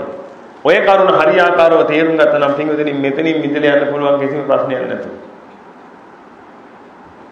තමන්ගේ ඇහැට පේන හෝ තමන්ට දැනෙන හෝ ඕනෑම වස්තුවක් දෙස ඕනෑම පුද්ගලයෙක් දෙස ඔන්න ඔය ආකාරයෙන් බලන්න පුළුවන් නම් තමන්ට මේ අද මේ ටික මෙහෙම තියෙන හේතුන් නිසා අද ඔබට තේරෙන ඔබගේ හිත උඩින් මේ ෆෑන් එකක් කැරකෙන මේ ෆෑන් එක කැරකෙන්නේ පිටුදින ඔබට දාඩිය නිසා නෙමෙයි ඔබට හුලඟක් අවශ්‍ය නිසා නෙමෙයි මේක කැරකෙන්නේ පිටුදින ඒකට අදාළ හේතු සැකසීලා තියෙන නිසා ඔබ කොච්චර කැමති වුණත් අකමැති වුණත් පිටුදින ඒකට අදාළ හේතු නැත්තම් මේක කැරකෙන්නේ නැහැ ඒක ෆෑන් එකක් මෙතන තියෙන වැඩ කරන්නේ නැති හැබැයි මේ ෆෑන් එක යට ඉන්න මහත්තුරුන්ට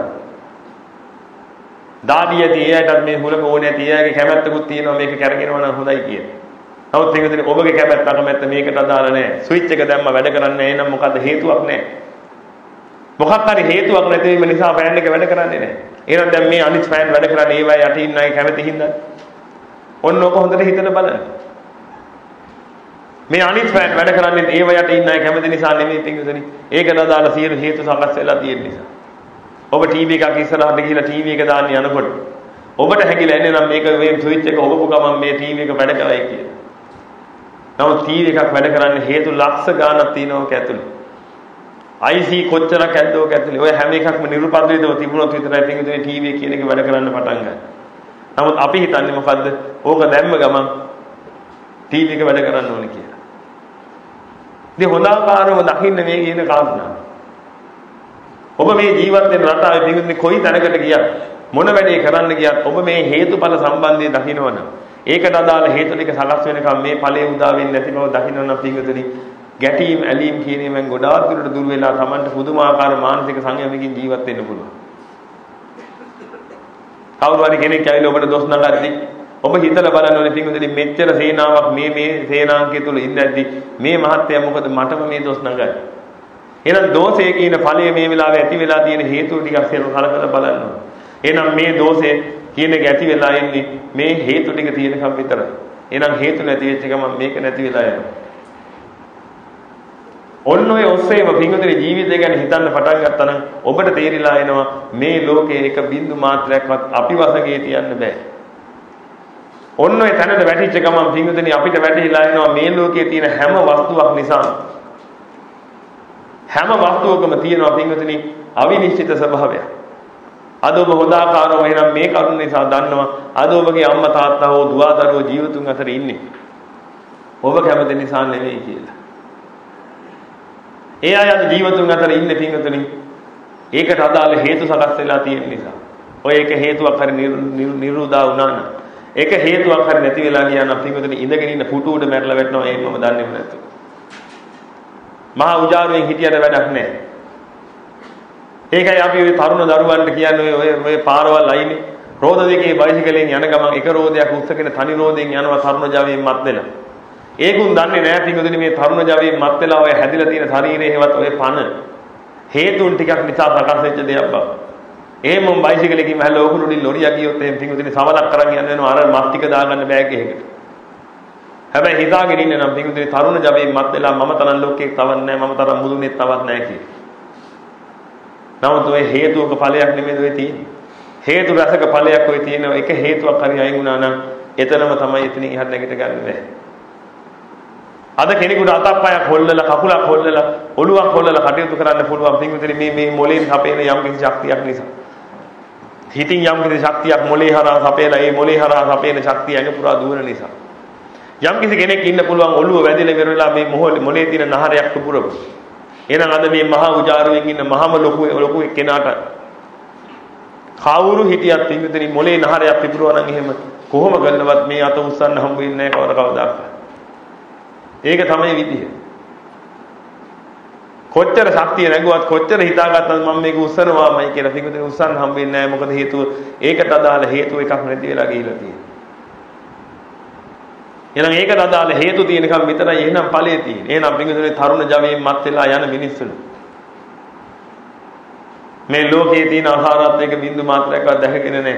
මහා මුලාවෙන් මුලාවටපත් වෙලා හිතාගෙන ඉන්නවා අපි තමයි ලෝකෙ මුදුන කියලා. හැබැයි ඔක්කොම මුදුන් තියෙන පිටුදේ එක හේතුවක් අයින් වෙනකම් විතරයි.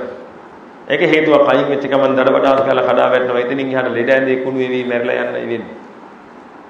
මේකයි විදිහ. තව කෙනෙක් ඉන්න පුළුවන් නිරෝගී මන්දේ මත් වෙලා. මම හරි නිරෝගී උඹලා ලෙඩ මට නිරෝගී කියලා. එහෙනම් නිරෝගීකම කියන්නේ පින්වතුනි හේතු සමූහයක ඵලයක්. හැමෝම කැමති නිරෝගී වෙලා ඉන්න. නමුත් හැමෝටම නිරෝගී වෙලා ඉන්න බෑ. එහෙනම් මේ නිරෝගීකම කියන්නේ පින්වතුනි හේතු සමූහයක් නිසා හටගත්ත ඵලයක්. එහෙනම් ඒක හේතු සමූහයක් නිසා හටගත්ත ඵලයක් නම් හේතු නැති වෙච්ච ගමන් ඵලෙ නිරුද්ධ වෙලා යනවා. එහෙනම් මෙච්චර වෙලා බොහොම නිරෝගී කමින් හිටපු කෙනාට පින්වතුනි ඊළඟ මොහොතේ ආරංචි වෙනවා පිළිකාවක් හැදිලා ඉතින්. ඔච්චරයි තියෙන්නේ. ඉතින් එහෙනම් මොකද්ද මේ මෙච්චර කල් හිතාගෙන ඉන්නේ? හේතුන්ගෙන් හටගත්ත ඵලයක් ගැන විශ්වාසය තියන්න බෑ පින්වතුනි ඒක බින්දු මාත්‍රයක්. කොයි මොහොතේ හේතුවක් නිරුද්ධ වේද දන්නේ නැහැ. එහෙනම් හේතුන්ගෙන් හටගත්ත ඵලවල තියෙනවා ලක්ෂණ හතරක්. එක ලක්ෂණයක් තමයි පින්වතුනි තමන් වශයෙන් පවත්වන්න බැරි කම. තවත් ලක්ෂණයක් තමයි හරි අවිනිශ්චිතයි. කොයි මොහොතේ මොකක් වේද දන්නේ නැහැ. ඇයි කොයි මොහොතේ හේතු නැති වෙයිද දන්නේ නැහැ. එක හේතුවක් නැති වෙච්ච ගමන් විකෘති වෙලා යන ඔක්කොම. හරි අවිනිශ්චිතයි. ඊළඟට පින්වතුනි හේතු තියෙනකන් විතරයි ඵලයේ තියෙන්නේ. හේතු නැති වුණොත් මේක විනාශයට පරිණාමය වෙනවා හැම මොහොතකම. විනාශයට පරිණාමය වෙවි යනවා. අනිත් ලක්ෂණය තමයි හැම මොහොතකම අන්‍යතාවයකටපත් වෙන්නේ. අනිච්චං අද්දුවං විපරිණාම ධම්මං අඤ්ඤතං. හැම මොහොතකම පින්වතුනි අන්‍ය ස්වභාවයකටපත් වෙන්න පුළුවන් ඒක. අපි හිතන් ඉන්නේ මෙහෙම වෙයි කියලා. නමුත් හැම මොහොතකම අනිත් ස්වභාවයකටපත් වෙලා යන්න පුළුවන්. මොකද හේතුවක් වෙනස් වෙච්ච ගමන් ඵලයේ කියන එක වෙනස් වෙනවා. මේ මේසේ දැන් බොහොම බැලන්ස් විදිහට තියෙනවා මෙතන. හැබැයි මේ මේසේ එක චූටි කොනකින් යම් ගෙවීමක් සිද්ධ වුණා නම් පින්වතුනි මේක ඩක ගන්න මට්ටමකට එනවා. එහෙනම් හිතන් හිටියක නෙමෙයි අන්‍ය ස්වභාවයකටපත් වෙන හැම මොහොතකම පුංචි හරි හේතුවක් වෙනස් වෙනවා. එහෙමනම් දැන් ඔබ හිතලා බලන්න පින්වතුනි මේ ලෝකයේ තියෙන හැම වස්තුවකම ස්වභාවය ඕනෝකන හේතුන් ටිකක් නිසා නම් තියෙන්නේ හේතු නැති වෙච්ච ගමන් නැති වෙලා යනවනම් මේ වාට ඇලුම් කිරීම තුළ මහා දුකක් නෙමෙයිද බලන්න ගිහිල්ලා උපදින්නේ.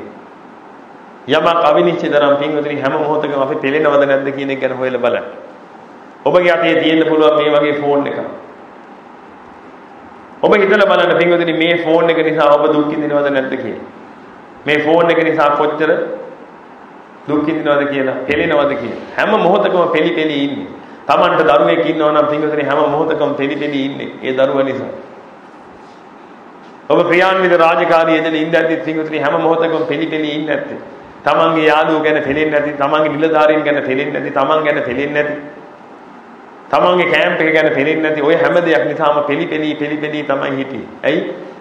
මොනවට හේතු සකස් වෙලා මොන ඵලයක් හැදීද කියලා දන්නේ නැහැ. එහෙනම් මහා අවිනිශ්චිත ස්වභාවයක සම්මේ ගත කලේ අපිත් එහෙම තමයි. පාරේ බහැලා යනකොට පිංගුතුනි බස් යනවා අපි ළඟින් ඕනේ තරම්. හැබැයි ඔය එක බස් ඩ්‍රයිවර් කෙනෙකුට නිින්ද ගියොත් මොකද වෙන්නේ? අන්න පිංගුතුනි අර අදාළ හේතු ටික සකස් වෙනවා අර ඵලයේ උපදී. ඵලයේ උපදීච්ච ගමන් බස් එක ගියා ඔලුට උඩින් චොප්ප වෙලා ගියා එච්චර තමයි. එහෙනම් බලන්න ඔබ පාරට බැස්සත් කොතන හිටියත් පිංගුතුනි මහා අවිනිශ්චිතතාවයකින් පෙළෙන්නේ. මේ කැරක් කැරක් තියෙන ෆෑන් එක උඩින් ගැලවිලා ආවොත් එහෙනම් මොකද වෙන්නේ කියලා හිතලා බලන්න. එහෙනම් දැන් අපේ කැමැත්ත තියෙන ඒක නෙමෙයි උනාට පිංගුතුනි ඒකට අදාළ හේතු සකස් වුණොත් මොකද වෙන්නේ? ඒ ඵලයේ සකස් වෙනවා. එහෙනම් ඒ ඵලයේ සකස් වෙනකොට අනේ එපා කියලා ඵලයේ පන්නලා දාන්න බෑ අපිට. හේතු ටික සකස් වුණා නම් ඵලයේ හැදුණා එච්චරයි. තමන්ගේ දරුවා ඉස්කෝලේ යනකොට ඉස්කෝලේ ගිහිල්ලා එනකොට පින්වතුනි පැය භාගයක් පරක් වුණොත් එහෙම දරුවා එන්න. ඔබ පුදුමාකාර පෙළීමක පෙළෙනවා. හේතුව ඔබ තණ්හාවෙන් අල්ලගත්ත දෙයක් නිසා. තණ්හාවෙන් අල්ලගත්ත දෙයක් නිසා පින්වතුනි මෙන්න මේ අවිනිශ්චිතතාවයට එද්දී තමන් වශයෙන් පවතින නැතිකම ගණයට වැටෙද්දී පින්වතුනි ඒක දරාගෙන ඉන්න බෑ. මේ ෆෝන් එකක් අතේ තියෙන කෙනා හැම මොහොතකම පින්වතුනි මේක කැඩෙයිදෝ කියලා බයකින් ඉන්නේ. මේක වැටෙයිදෝ කියලා බයකින් ඉන්නේ. තව කෙනෙක් ගනීදෝ කියලා බයකින් ඉන්නේ. ඒවල් දොරවල් මහා විශාලයට හදාගත්තට පින්වතුනි හදාගන්න හැම කෙයක් නිසාම මිනිස්සු පුදුමාකාර විදිහට පෙළෙනවා. දොරවල් ඔක්කොම ගහගෙන සිකියුරිටි ගාර්ඩ්ලා දාගෙන ඉවරලා තමයි ජීවත් වෙන්න වෙලා තියෙන්නේ. මොකද ඒ තරම් පෙළෙනවා. සල්ලි හේප්පුවක් අතේ තියෙන කෙනා පින්වතුනි රුපියල් 10ක් අතේ තියෙන කෙනා වගේ නෙමේ පුදුමාකාර පෙළීමකින් පෙළෙනවා. හැබැයි මිනිස්සුන්ට තේරෙන්නේ නෑ මේක. මිනිස්සු හිතාගෙන ඉන්නේ මේ පෙළීමෙන් නිදහස් වෙන්න තියෙන එකම ක්‍රමය තමයි තව තව ගොඩ ගහ ගන්න එක කියලා. නමුත් මිනිස්සයාට තේරුම් ගන්න බැරි කාරණාවක් තමයි යමක් ගොඩ ගහ ගන්න ඒ එකක් නෑර තමන්ව පෙළෙන්න ගන්න බව. එකක් නෑර තමන්ව පෙළෙන්න පටන් ගන්න ඔන්න ඔය කරුණ නිසා. එහෙනම් වාහන දෙකක් තියෙන කෙනා පින්විතනේ දෙපාරක් පෙළෙනවා වාහන එකක් තියෙන කෙනා එකපාරක් පෙළෙද්දී. නමුත් මේ මෝඩ මිනිස්සයන්ට හිතෙන්නේම මොකද්ද මේ දේවල් වලින් මිදලා නිදහස් වෙලා යන්න නම් හිතෙන්නේම තව තව ගොඩ ගහගත්තොත් මිදලා යන්න පුළුවන් කියලා. නමුත් ගොඩ ගහගන්න පින්විතනේ එකක් නෑර දුක් විඳින්න පටන් ගන්නවා. එකක් නෑර දුක් විඳින්න පටන් ගන්නවා. එක දරුවෙක් ඉන්න අම්මා කෙනෙක් ඒ දරුවා නිසා පෙළෙද්දි දරුවෝ දෙන්නෙක් ඉන්න අම්මා කෙනෙක් පින්විතනේ දෙපාරක් පෙළෙනවා දරුවෝ දෙන්නම නිසා. එක දරුවෙක් ඉස්කෝලේ ගිහින් ඉන්න පරක් වෙච්ච මොහොතේ ඉඳලා පෙළෙන්න පටන් ගන්නවා. අනේ මගේ දරුවට මොනවා වුණාද දන්නේ නැහැ. අර බලන්න යම් තණ්හාවක් හටගත්තා නම් ද්‍රව්‍ය වස්තුවක් කෙරෙහි හෝ සත්පුද්ගලයෙක් කෙරෙහි මේකේ තියෙන අනිත්‍ය ස්වභාවය නිසා, අද්‍රව්‍ය ස්වභාවය නිසා, අනිත්‍ය ස්වභාවය නිසා ඔය හැම එකක් නිසා පින්විතනේ මොහොතක් නැහැර පෙළෙන්න පටන් ගන්නවා. එහෙනම් ඔය පෙළීම කියන එක පින්විතනේ මහ දුකයි නම් මේ ලෝකේ එක වස්තුවක් මට කියන්න ආසාවෙන් ලං කරගත්තොත් ඔබට පෙළීමක් නැතුව ජීවත් වෙන්න පුළුවන් එකක්වත් තියනවද කියලා. තනතුරක් පවා එහෙමයි පින්විතනේ. ඔබට ගැළපෙන දෙයක් කිව්වොත් එහෙම තනතුරක් පවා ওই જાතිය තමයි. යම් තනතුරක් ලබා ගත්තා නම් පින්විතනේ ඒ තනතුර ගැනත් මහා අවිනිශ්චිත ස්වභාවයක් තියෙනවා. ඔය අවිනිශ්චිත ස්වභාවය නිසා පුදුමාකාර විදිහට පෙළීමෙන් පෙළෙනවා ඊට පස්සේ. මොන හරි ප්‍රශ්නයක් වෙයිද දන්නේ නැහැ. ඊළ නිලධාරියෙක්ගේ ප්‍රශ්න ඇති වෙයිද දන්නේ නැහැ. පල්ලෙහා නිලධාරියෙක් කේලම කියයිද දන්නේ නැහැ. ආදී වශයෙන් මේ දේවල් වලින් පෙළි අපි හැම මොහොතකම ජීවත් වෙන්නේ. එහෙනම් යමක් ආසාවෙන් අල්ලගත්තා නම් පින්විතනේ ඔන්න ඔය ආසාවෙන් අල්ලගත්ත හැම කරුණක් නිසාම ඔය පෙළීමෙන් අපිට නිදහස් වෙන්න බෑ. ඔය කිව්වේ පින්විතනේ එක පෙළීමක් ජීවිතේ තියෙන. තථාගතයන් වහන්සේ දුක පනවලා තියෙනවා මේ දුක කොටස් තුනකින් පනවලා තියෙනවා පින්විතනේ ඔය දුකෙන් නිදහස් වෙන්න බෑ ලේසියෙන් මිනිස්සෙක්. තව දුකක් පනවලා තියෙනවා උන්වහන්සේ. ඒ පනවපු දුක තමයි පින්විතනේ ඔය කියපු දුකට කියනවා දුක්ඛ දුක්ඛේ කියලා. ඔය දුක්ඛ දුක්ඛයෙන් බේරිලා ඉන්න පුළුවන් జగතෙක් මේ ලෝකේ නැහැ. ඕකෙන් බේරෙන්න නම් තියෙන එකම ක්‍රමය තමයි පින්විතනේ ඔය දුක හටගන්න හේතුව හොයලා. ඔය දුකට හේතුව මොකද්ද කියලා බලලා ඔන්න ඔය හේතුව නිරුද්ධ කරගන්න එක. ඒ හැරෙන්න වෙන කිසිම ක්‍රමයක් නැහැ. නමුත් අපේ මිනිසුන්ට වෙලා තියෙන්නේ ඔය දුක හටගන්න හේතුව දකින්නෙත් නැහැ. ඒ හේතුව නිරුද්ධ කරන්නේ නෙමෙයි ඒ දුක නිරුද්ධ වෙයි කියලා හිතාගෙන තව වස්තු ටිකක් ලං කරගන්නවා තමයි. ඒ වස්තු ලං කරගන්න පින්විතනේ එකක් නෑර පෙදිලා ඉවර වෙලා ජීවිතේ මහා කාලකන්ණි ස්වභාවයකට පත් කරගන්න. තවත් එක දෙයක් තියෙනවා පින්විතනේ අපි ජීවිතේ පෙළෙන. ඒ තමයි අපි යම් දෙයක් ආසාවෙන් ලං කරගත්තා නම් මේක හරි සාරයි කියලා තණ්හාවෙන් ලං කරගත්තා නම් පින්විතනේ අන්නේ තණ්හාවෙන් ලං කරගත්ත දේ නිසා ඒක ඒ විදිහට පවත්වාගෙන යනකොට තමයි පින්වතුනි අපිට යම් සුවයක් තියෙන්නේ. එහෙනම් ඒක ඒ විදිහට පවත්වාගෙන යන්න පුදුමාකාර විදිහට සංඛාර වඩ කරන වැඩ පිළිවෙලක් තියෙනවා.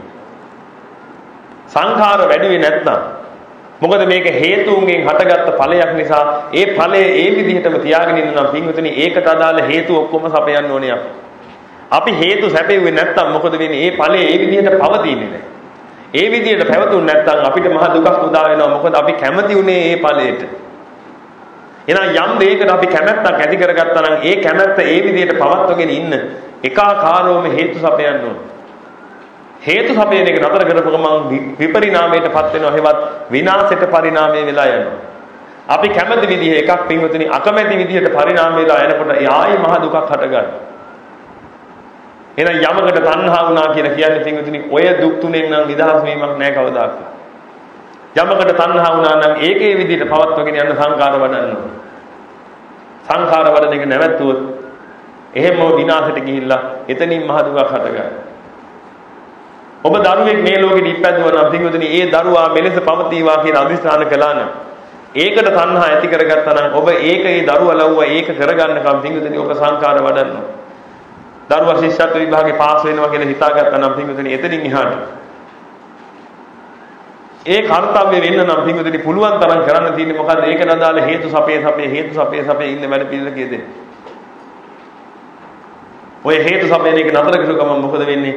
අර කිවිච් අර සිහිනේ බොඳ වෙලා යනවා එහෙම. අන්න විපරිණාමයට ගියා. විනාශයට පරිණාමය වුණා. දැන් ඊට වඩා දුකයි. එහෙනම් මේ විපරිණාමයෙන් ගලව ගන්න නම් හැමතිස්සෙම මොකද්ද කරන්න ඕනේ? හේතු සපේ ඉන්න ඕනේ. ඉතින් මේකට හේතු සපේන එක මහා සැපයක්ද කියලා ඔබ හිතට බලන්න. අප්‍රමාණ දුක්ඛ ඛණ්ඩයක් නෙමෙයිද කියලා මේ දේවල් වලට හේතු සපේ ඉන්නේ. ජීවිතයක් පවත්වගෙන යන ජීවිතයකට ආස වෙච්ච කෙනෙක් පින්වතුනි ජීවිතේ පවත්වගෙන යන බලන්න උදේ 8 ඉඳලා හවස 5 වෙනකන් රස්සාව කරන්න හැටි. මහා දුකක් විඳලා රස්සාවක් කරලා ඉවරලා කන්න ටිකක් හොයාගෙන බොන්න ටිකක් හොයාගෙන කවල පොවල නාවල තියාගන්න මේ ශරීරයේ අප්‍රමාණ දුකක් විඳින උදේ ඉඳලා රැ වෙනකන්. හැබැයි මේක මගේ කියලා අල්ලගත්ත නිසා මේක සාරයි කියලා අල්ලගත්ත නිසා තණ්හා කරගත්ත නිසා හැබැයි ඕක දැන් සංඛාර කරන එක නැවැත්තුත් එහෙනම් මොකද වෙන්නේ? මේක විපරිණාමයට යනවා විනාශයට පරිණාම වෙනවා. ඒක ඊට වඩා දුකක්. මොකද අල්ලගත්ත දෙයක් නිසා. අල්ලගත්ත නැති දෙයක් විපරිණාමයට ගියා කියලා කිසිම ප්‍රශ්නයක් නැහැ. දැන් අද ඔබ මේ වෙලාවේ මෙහෙම ඉන්නවා ලෙඩ ඇදේ පණ අදින අය ඕන තරම් ඇති එහා. නමුත් ඔබගේ යාළුවෝ ඔබට එහා පැත්තේ ඉන්නවා ලෙඩ ඇදේ පණ අදින්නෙත් නැහැ. බොහොම හොඳට ඉන්නවා. එහෙනම් ඔබට කිසි දුකක් නැහැ ඒ සම්බන්ධ. නමුත් ඔබ යම් කෙනෙක්ව අල්ලගත්තා නම් පිටුතන යම් ද්‍රව්‍ය වස්තුවක් හරි අල්ලගත්තා නම් ඒ අල්ල ගැනීම නිසා විනාශයට පරිණාමය වෙන්න ගියොත් ඒක මහ දුකක්. ඒක නිසා ඔබ හැමතිස්සෙම කරන්නේ මොකද්ද? ඒක විනාශයට පරිණාමය වෙන්න දෙන්නේ නැහැ. කොහොම හරි සංකාර කර ඒක තියාගෙන ඉන්න උත්සාහ කරනවා. එහෙනම් ඉතින් මේ කොටි වලිගෙන් නිදහස් වෙන්නේ කවද්ද කියලා ඔබ හිතලා බලන්න. ඔබ ওই පීඩාවටපත් වෙන හැම දෙයක්ම පිටුතුනේ හේතු වෙලා තියෙන ඔය අල්ලගත්ත දේ නිසා, තණ්හා කරගත්ත දේ නිසා. මේක මෙලෙස පවතිවා කියලා අල්ලගත්තා නම් තණ්හා කරගත්තා නම් පිටුතුනේ එතනින් එහාට තමන් ඉවරයි. එතනින් එහාට හේතු සපයන්න ඕනේ කොයි විදිහට තියාගෙන හේතු සැපෙන්නේ නැත්නම් මහ දුකින් දුකටපත් වෙනවා විනාශයටපත් වීම නිසා. බලන්න මොනතරම් මායාවක්ද කියලා පිටුතුනේ මේ ලෝකේ ජීවත් වෙනවා කියන එක. කොච්චර කළත් Tamanne සැපෙන්නම් ඉන්න හම්බෙන්නේ නැහැ පිටුතුනේ තණ්හාවෙන් ඇලිලා ඉන්නකම්. එහෙනම් යමකට ඇලුනා නම් පිටුතුනේ මහා අනාථයෙන් අනාථයට වැටෙනවා. ඇලීම නම් මහා අනාථයක් පිටුතුනේ තණ්හාව නම් මහා අනාථයක් සපේනවා ජීවිතේට. ඔය දුක් තුනේ නිදහස් වෙන්න බෑ. එක්කෙනෙක් මම එක පුද්ගලයෙකුට හරි තියෙන්න පුළුවන් නම් යමකට තණ්හා ඇති කරගෙන ඔය දුක් තුනේ නිදහස් වෙලා ඉන්න පිටුතුනේ ඒක මේ ලෝකේ වෙන දෙයක් නෙමෙයි. දෙවියන් බමුණු ශ්‍රමණ බ්‍රාහ්මණයන් අතර මේ ලෝකේ කිසිම කෙනෙකුට පිටුතුනේ මේකෙන් නිදහස් වෙලා යන්න බෑ. ඇලුනා නම් ඇලිච්ච දේ නිසා දුකයි. ඒකයි තථාගතයන් වහන්සේ දේශනා කළේ සියල්ල දුකයි කියලා. සියල්ල දුකයි. තමන් විසින් යමක් අල්ල ගත්තා නම් ආන්ගේ අල්ල ගැනීම නිසා දුක හට ගන්නවා කියලා. තමන්ට අතහැර ගන්න පුළුවන් නම් පිටුදෙන ඉන්නේ අතහැරගත්ත මොහොතේ පටන් තමන් මේ අතහැරපු දේ නිසා නිදහස් වෙනවා. අල්ලපු ගෙදර දරුවව තමන්ගේ අය සලකගෙන කටයුතු කරන වෙලාවට පිටුදෙන ඒ දරුවා විපරිණාමයටපත් වෙන හැම මොහොතක්ම ගනිද්දී ඒ විපරිණාමයටපත් වෙන හැම මොහොතකම ඔබ මොකද කරන්නේ? සංකාර කර ඒ මට්ටමේ තියාගෙන ඉන්න හදනවා යා. එහෙනම් මේ සංඛාර දුක්ඛයෙන් පෙළෙන එක නතර කරන්න නම් විපරිණාම දුක්ඛයෙන් පෙළෙන එක නතර කරගන්න නම් පිටුදෙන කරාට තියෙන එකම එක දේ තමයි තණ්හාව කියන එක අයින් කරගන්න.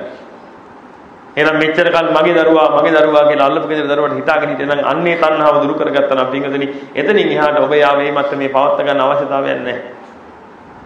ඒ දරුවා විපරිණාමයට යාම නිසා ඔබට දුකක් හටගන්නෙත් නැහැ. එහෙනම් ඔය එක කරුණක් ගැන හිතලා බලන්න ඔබගේ ජීවිතයේ තියෙන. ඔබට යම් අවශ්‍යතාවයක් මතුවලා තියෙනවා නම් වර්ණකමක් ඇති වෙලා තියෙනවා නම් පින්වතුනි අසාර දෙයකටම ඒ වර්ණකම ඇති වෙලා තියෙන්නේ. ඔබ යම් දවසක අසාරයි කියලා වටහා ගත්තා නම් ඒතරින් තණ්හාව නිරුද්ධ වුණා. තණ්හාව නිරුද්ධ වුණා කියලා කියන්නේ පින්වතුනි ඒ වස්තුව නිසා ඔබ කවදාකවත් දුකකටපත් වෙන්නේ නැහැ. නමුත් ඔබ මොකක් හරි දෙයක් නිසා තණ්හාවටපත් වෙලා තියෙනවා නම් පින්වතුනි ඒ තණ්හාව නිසා ඒකාන්තයෙන් ඔබ ඔය දුක් තුنين පෙළෙනවා. ඔය දුක් තුنين නිදහස් වෙන ක්‍රමවේදය ගැන අපි පොඩ්ඩක් කතා කරගෙන යන්න. ඔබ ගොඩාක් අපහසුයෙන් ඉන්නවා ඇති. ඒ අපහසුයෙන් පොඩ්ඩක් මෙතෙන් අපි පුංචි විවේකයක් ගමු. අරගෙන ඒට අනුකූලව ඒ කටයුතු ටික අපි කරගෙන යමු මෙතනින් එහාට. මම ඔබට කියන්නේ එකම එක දෙයයි පිටුතුනි. ඔබ අපිට ඉඩ දෙන්න. කළගුණ සලකන්න. ඔබ වෙනුවෙන් දහම් දෙසන්න ඕනේ වෙලාවක ඉන්න අපි ලෑස්ති. ඒ අවස්ථාව උදා කරගන්න ඔබ උත්සාහ කරන්න කොහොම හරි මේ ගෝරතර සංසාරයෙන් මිදෙලා යන්න. ඔබ මහා ජයග්‍රහණයක් කරපු පිරිසක් ඔయిత වඩා එහා ගිය තව ජයග්‍රහණයක් තියෙනවා පින්විතනි අන්න ඒක උදා කරගන්න උත්සාහ කරන්න හැම කෙනෙක්. නැත්තම් ඔබ යම් මොහොතක අසරණ වෙනවම තමයි. මෙතනින් මිදුනේ නැත්තම් පින්විතනි ඔබ යම් මොහොතක අසරණ වෙනවා. ඒ අසරණ වෙන්නේ ඔය ඇඳුම ඇඳන් ඉන්න නිසාවත් ඔය වෙලා තියෙන තත්ත්වවත් නෙමෙයි. මරණාසන්න මොහොතේ තමයි පින්විතනි ඒ තත්ත්වය උදා වෙන්නේ. වැසිකිලි හොදගෙන කෙනාගේ ඉඳලා ජනාධිපතිවරයා දක්වා ඔය තැනට මුහුණ දෙන්න වෙනවා හැම කෙනෙකුට. ඉතින් මෙතනින් මිදිලා යන ක්‍රමයක් තියෙනවා නම් අපි මිදිලා යන එකනේ කරන්න තියෙන්නේ. ඔබ විතරක් නෙමෙයි ඔබගේ පෞල් පෙළවාසීන්ටත් සිංහදෙන මේ සද්ධර්මයේ දෙන්න ඒ අයටත් කළගුණ සලකන්න අපි බොහොම කැමැත්තෙන් ඉන්නවා. ඔබ මහා ශ්‍රේෂ්ඨ පිරිසක් ඒක අපි එක බින්දු මාත්‍රයක්වත් අමතක කරලා නැහැ. එහෙනම් අපි කුංචි විවේකයක් අරගෙන එතනින් එහාට මේ කතාව පටන් ගන්නවා.